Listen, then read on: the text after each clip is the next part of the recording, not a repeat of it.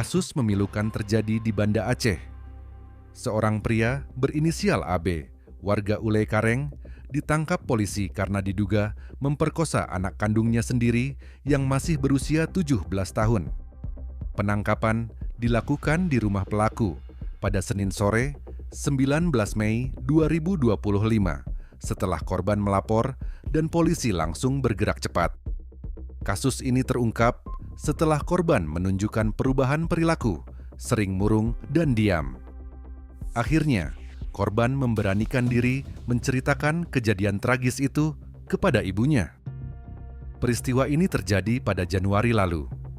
Saat korban dan ibunya tidur, pelaku membangunkan korban dan memaksanya melakukan hubungan badan di bawah ancaman. Kini, AB sudah diamankan di Polresta Banda Aceh. Polisi juga telah mengamankan barang bukti dan hasil visum dari rumah sakit. Pelaku dijerat pasal 47 Kanun Aceh tentang hukum jinayat. Sementara korban masih dalam pendampingan untuk memulihkan trauma.